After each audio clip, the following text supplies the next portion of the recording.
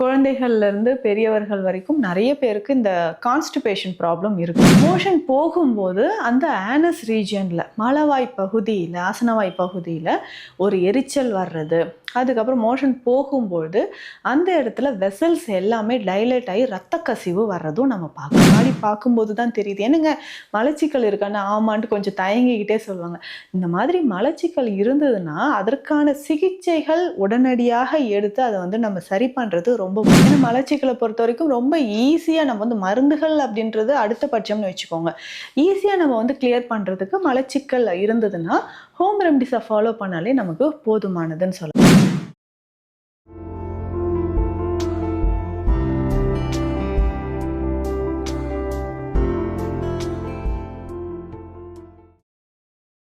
வரம் நேயர்களுக்கு வணக்கம். நான் டாக்டர் நித்யா, சித்தா ஃபிசிஷியன். மலச்சிக்கல், கான்ஸ்டிபேஷன் இது தொடர்பாக நிறைய பேர் கேட்டிருந்தீங்க. நம்ம கிளினிக்கு வரக்கூடிய நிறைய நபர்களும் என்னென்னா இந்த கான்ஸ்டிபேஷன் இருந்துக்கிட்டே இருக்குங்கன்னு சொல்லுவாங்க. குழந்தைகள்லேருந்து பெரியவர்கள் வரைக்கும் நிறைய பேருக்கு இந்த கான்ஸ்டிபேஷன் ப்ராப்ளம் இருக்குது.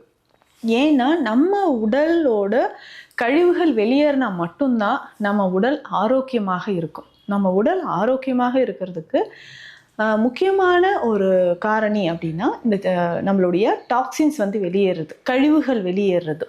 அப்படி கழிவுகள் வெளியேறும்போது நமக்கு உடலில் நிறைய நன்மைகள் நடக்குது. வியர்வை மூலமாக கழிவுகள் வெளியேறுது. நிறைய பேருக்கு சளி துப்பிக்கிட்டே இருப்பாங்க. ஸோ அந்த மாதிரி இருந்தாலும் நமக்கு கழிவுகள் வெளியேறுது. அப்போ டெய்லி நமக்கு மோஷன் ப்ராப்ளம் இருந்ததுன்னா, மலச்சிக்கல் இருந்துக்கிட்டே இருந்ததுன்னா உடலில் பல நோய்கள் நமக்கு உண்டாகுதுன்னு சொல்லலாம்.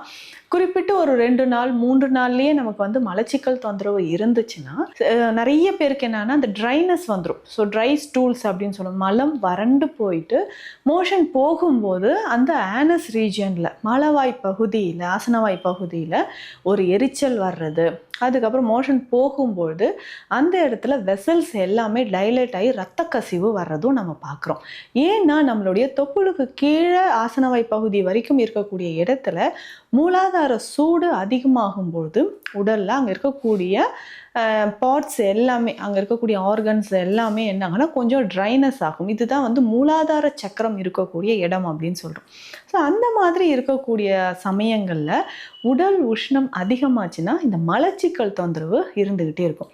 எதற்காக இந்த மலச்சிக்கல் ஒரு முக்கியமான விஷயம் நம்ம கவனிக்கணும் அப்படின்னா, நம்ம ஏதாவது ஒரு ப்ராப்ளம்க்கு மெடிசன் எடுத்தாலும் தினம் தினம் மலம் வெளியேறியே ஆகணும். ஸோ அந்த மாதிரி மோஷன் சரியாக வெளியேறாமல் நமக்கு ப்ராப்ளம் இருந்துக்கிட்டே இருந்துச்சுன்னா நம்ம உடலில் நம்ம சாப்பிடக்கூடிய உணவின் சத்துக்கள் கூட உடலில் சேராது.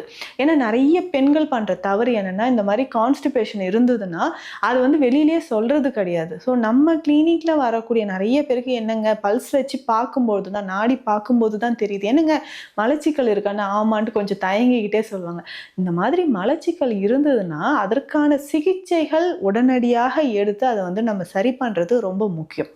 இந்த மாதிரி மலச்சிக்கல் இருந்ததுன்னா ஒரு சிலர் என்னென்னா அந்த மோஷன் போகிறதுக்கு பயப்படுவாங்க. இல்லையோ இப்போ ஒரு நாள் ஃபுல்லாக ஆகிடுச்சு, 2 நாள் ஆகிடுச்சு, இப்போ நான் மோஷன் போனோன்னா கண்டிப்பாக எரிச்சல் இருக்கும், வலி இருக்கும், ப்ளீடிங் ஆக ஆரம்பிச்சிடும், ஒரு 1/2 அன் ஹவர் நான் டாய்லெட்லேயே உட்காந்துருக்கணும், அந்த அளவுக்கு மலச்சிக்கல் இருக்கும் நிறைய பேருக்கு. அதுவும் நம்ம உடலில் உஷ்ணம் அதிகமாகும்பொழுது, இப்போ சம்மர் கிளைமேட் வருது இல்லைங்களா, அந்த மாதிரி இருக்கும்போதும் சம்மரில் இருக்கும்போதும் என்ன ஆகுதுன்னா மலச்சிக்கல் தொந்தரவு நிறைய பேருக்கு வர ஆரம்பிக்கும். ஏன்னா உடலில் உஷ்ணம் அதிகமாகும்பொழுது மலச்சிக்கல் தொந்தரவு நிறைய பேருக்கு இருக்குது. ஸோ இந்த மாதிரி சமயங்களில் என்ன உணவு எடுக்கலாம், வீட்டிலே நம்ம ஃபாலோ பண்ணக்கூடிய ஹோம் ரெமடிஸ் என்ன? ஏன்னா மலச்சிக்கலை பொறுத்த வரைக்கும் ரொம்ப ஈஸியாக நம்ம மருந்துகள் அப்படின்றது அடுத்த பட்சம்னு வச்சுக்கோங்க. ஈஸியாக நம்ம கிளியர் பண்ணுறதுக்கு மலச்சிக்கல் இருந்ததுன்னா ஹோம் ரெமடிஸை ஃபாலோ பண்ணாலே நமக்கு போதுமானதுன்னு சொல்லலாம். அப்போது ஃபைபர் கண்டென்ட் ரொம்ப ரொம்ப முக்கியம். நார்ச்சத்துக்கள் அதிகமாக இருக்கக்கூடிய உணவை நம்ம எடுக்கும்பொழுது ரொம்ப ஈஸியாக டைஜஷன் ஆகும், மோஷன் ஃப்ரீயாக போக ஆரம்பிக்கும். இதில் முக்கியமாக தண்ணீர் ரொம்ப ரொம்ப அவசியம். ஒரு நாளைக்கு ஒரு 1/2 லிட்டர் அளவுக்கு தான் தண்ணி குடிக்கிறவங்களாம் நிறைய பேர் இருக்காங்க. நான் ஏசியில் தாங்க ஒர்க் பண்ணுறேன், எனக்கு தாகமே இல்லைன்னு சொன்னீங்கனாலும் உடலில் உஷ்ணம் அதிகமாகி மலச்சிக்கல் தொந்தரவு ஏற்படுது. குறைந்தபட்சம் ஒரு நாளைக்கு 2.5 லிட்டர் தண்ணியாவது கண்டிப்பாக குடிக்கும்போது தான் நமக்கு உடலில் அப்சார்ப்ஷன் சரியாக நடக்கும். சாப்பிடக்கூடிய உணவு வந்து சரியாக டைஜஷன் ஆகி அதிலேருந்து சத்துக்கள் வந்து உறிஞ்சப்படுதுன்னு சொல்லலாம். தண்ணீர் சரியாக குடிக்காமல் நம்ம உணவு சாப்பிட்டுக்கிட்டே இருக்கும்போது அந்த உணவும் சரியாக டைஜஷன் ஆகாமல் ஒரு புளித்த தன்மை ஏற்பட்டு வயிறே உப்புசமாகிறது, அடிக்கடி ஏப்பம் வருது, பேசும்போது ஒரு பேட் ஸ்மெல் வருது. இந்த கண்டிஷன் நிறைய பேருக்கு இருக்கும் பார்த்தோம்னா. ஸோ பேசிக்கிட்டே இருப்பாங்க, இல்லைங்க எனக்கு வந்து ஒரு பேட் ப்ரீத் வருது, என்ன ப்ரஷ் பண்ணாலும் ஒரு 1 hour 2 hours நார்மலாக இருக்கேன், திரும்பவும் பேசும்போது பேட் ப்ரீத் வருது அப்படின்னு சொல்லுவாங்க. இதற்கு முக்கியமாக மலச்சிக்கலும் ஒரு காரணமாக இருக்கலாம். நம்ம உணவில் பொறுத்த வரைக்கும் நான் சொன்ன ஃபைபர் கண்டென்ட், காய்கறிகள் நிறைய சேர்த்து சாப்பிடணும். பழங்களை பொறுத்த வரைக்கும் ரொம்ப சிறந்ததுன்னா கொய்யா, பப்பாளி. ஏன்னா இந்த பழங்கள் வந்து நிறைய பேர் பப்பாளின்னு சொன்னாவே முகத்தை திருப்பிட்டு போயிடும். ஆனால் அதில் இருக்கக்கூடிய சத்துக்கள், சுகர் பேஷண்ட்ஸாக இருந்தாலும் சரி, பிபி பேஷண்ட்ஸாக இருந்தாலும் சரி, கொலஸ்ட்ரால், எல்லாருக்குமே மலச்சிக்கல் தொந்தரவு இருக்கிறவங்க, முக்கியமாக கிட்னி பேஷண்ட்ஸ், ஸோ கிட்னி சிறுநீரகம் தொடர்பான பிரச்சனை இருக்கிறவங்களும் பப்பாளி பழம் வந்து எடுத்துக்கலாம். ஸோ இது வந்து ஒரு 2-3 பீசஸ் தினமும் நம்ம சாப்பிட்டுட்டு வந்தாலும் மலச்சிக்கல் தொந்தரவு இல்லாமல் ரொம்ப ஈஸியாக வந்து மலம் வெளியேற ஆரம்பிக்கும்.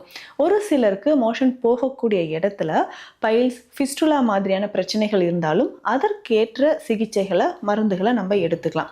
அதற்கப்புறமா பேசிக்காக நம்ம என்ன பண்ணலாம்னா, டெய்லி காலையில் கொஞ்சம் நீர் ஆகாரம் குடிக்கிறது நல்லது. ஸோ இப்போது சம்மர் ஸ்டார்ட் ஆயிடுச்சுன்னா நீராகாரம் கொஞ்சம் மோர் கலந்து குடிக்கலாம். அதனோட கொஞ்சம் ஒரு சிறு துண்டு அளவுக்கு பாதாம் பீசின் சேர்த்து குடிக்கலாம். பாதாம் பீசின், சப்ஜா விதைகள், இது எல்லாமே நைட்டு கொஞ்சம் ஒரு 1/2 ஸ்பூன் சப்ஜா விதைகள், ஒரு சின்ன துண்டு பாதாம் பீசின் ஊற வச்சுட்டோம். காலையில் இதை நீராகாரத்துலையோ இல்லை மோர்லேயோ இல்லை வெறும் தண்ணீரில் கலந்து ஒரு 200-300 ml அளவுக்கு காலையில் எம்டி ஸ்டொமக்லாம் குடிக்கலாம். ஸோ இந்த மாதிரி குடிக்கும்போது ரொம்ப ஈஸியாக நமக்கு வந்து மோஷன் வெளியேற ஆரம்பிக்கும். அதே மாதிரி தான் சித்த மருத்துவத்தில் நம்ம பயன்படுத்தக்கூடிய மலச்சிக்கல் இருக்குனாவே நிறைய பேர் வந்து என்னென்ன ஃபாலோ பண்ணுறீங்கன்னா, கடுக்காய் சூரணம் சாப்பிட்றீங்க, திரிஃபலா சூரணம், நிலாவாரை சூரணம், இது எல்லாமே சாப்பிட்றீங்க. இது எல்லாமே மலச்சிக்கலை போக்கக்கூடிய மருந்துகள் தான். இதையும் நம்ம எடுத்துக்கலாம். இந்த 3 மருந்துகளில் ஏதாவது ஒன்று ஒரு 1/2 ஸ்பூன் அளவுக்கு வெந்நீரில் கலந்து குடிக்கணும். ஸோ இரவு நேரத்தில் அந்த மாதிரி குடிக்கும்போது ரொம்ப ஈஸியாக மலம் வெளியேற ஆரம்பிக்கும். இதில் சிம்பிளாக இன்னொரு டிப்ஸ் சொல்கிறேன். இந்த திரிஃபலா சூரணம் இருக்குது இல்லைங்களா, இந்த திரிஃபலா சூரணத்தோட சீந்தில் சூரணம் அப்படின்ற ஒரு மெடிசன் இருக்கும். அதை வாங்கி ரெண்டுமே ஈக்குவல் அமௌண்ட் மிக்ஸ் பண்ணிக்கணும். ஏன்னா சீந்தில் சூரணம், சீந்திலையுமே வந்து பார்த்தோம்னா அதிகமான நார்ச்சத்துக்கள் இருக்குது. ரொம்ப ஈஸியாக உடல் பகுதி, நம்ம உடல் உஷ்ணத்தையும் வந்து அது குறைக்கக்கூடியது. வயிற்றுப்பகுதியில் இருக்கக்கூடிய பிரச்சனைகள், உடல் உஷ்ணம் குறைவதற்கு சீந்தில் நமக்கு பயன்படுது. திரிஃபலா சூரணம் 100 கிராம் இருக்குன்னா 100 கிராம் அளவுக்கு சீந்தில் சூரணம் ரெண்டுத்தையும் நல்லா மிக்ஸ் பண்ணிடணும். மிக்ஸ் பண்ணிவிட்டு ஒரு 5 கிராம் அளவுக்கு, அதாவது 1 டீஸ்பூன் அளவுக்கு எடுத்து வெந்நீரில் கலந்து இரவு மட்டும் தினமும் நம்ம குடிச்சிட்டு வந்தால் மலச்சிக்கல் தொந்தரவு கொஞ்சம் கொஞ்சமாக குறையும். இதனோட பெனிஃபிட் என்னன்னு பார்த்தோம்னா, நிறைய பேருக்கு HbA1c லெவல் அதிகமாக இருக்கும். சுகர் பேஷண்ட்ஸ்க்கு ஃபாஸ்டிங் சுகர் லெவலும் அதிகமாக இருக்கும். ஸோ அது ஈஸியாக ரொம்ப கடகடன்னு குறையணும்னா இந்த திரிஃபலா சூரணத்தோடு சீந்தில் சூரணமும் கலந்து சாப்பிடும்பொழுது நமக்கு அந்த மலச்சிக்கல் அப்படின்ற தொந்தரவு இல்லாமல் இருக்கும். ரொம்ப ஈஸியாக நமக்கு டைஜஷன் ஆகுதுன்னு சொல்லலாம். இதை தாண்டி நம்ம வந்து வெறும் கடுக்காய் பொடியோட கொஞ்சமாக நம்ம வந்து மாசிக்காய் பொடியும் சேர்த்துக்கலாம். ஸோ கடுக்காய் பொடியோட மாசிக்காய் பொடியும் சேர்த்து வெந்நீரில் இரவு நேரத்தில் நம்ம வந்து ஃபாலோ பண்ணிட்டு வந்தால் நல்ல மாற்றம் நம்ம உடலில் தெரிய ஆரம்பிக்கும். ஈஸியாக வந்து மலச்சிக்கல் தொந்தரவும் இல்லாமல் இருக்கும். இதனோடு சேர்ந்து என்னென்னா கரும்பு சாறு அப்பப்போ நம்ம பயன்படுத்திட்டு வரலாம். ஸோ கரும்பு சாறு பயன்படுத்தும் போது ஏன்னா இந்த கோடை காலத்தில் உடல் உஷ்ணத்தை குறைப்பதற்கு கரும்பு சாறு நமக்கு பயன்படும். ஸோ சர்க்கரை நோயாளிகளை தவிர்த்து மற்றவங்க எல்லாருமே கரும்பு சாறு அப்பப்போ நம்ம குடிச்சிட்டு வந்தாலும் உடலில் இருக்கக்கூடிய அதிகப்படியான உஷ்ணம் குறைந்து மலச்சிக்கல் தொந்தரவும் இல்லாமல் இருக்கும்.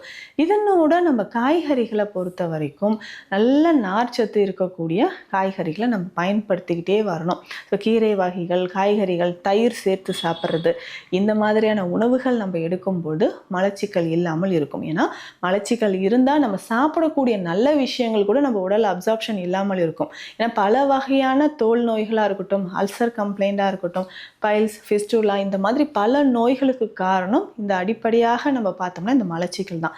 ஸோ இதிலிருந்து நமக்கு வந்து ஒரு பெரிய ரிலீஃப் கிடைக்கணும்னா நான் சொன்ன இந்த சின்ன சின்ன குறிப்புகளை ஃபாலோ பண்ணுங்கள். உங்களுக்கு இது தொடர்பான மருத்துவ ஆலோசனைகள் தேவைப்பட்டால் ஸ்க்ரீனில் இருக்க நம்பருக்கு நம்பருக்கு காண்டாக்ட் பண்ணுங்கள். மீண்டும் அடுத்த பதிவில் சந்திக்கலாம். நன்றி.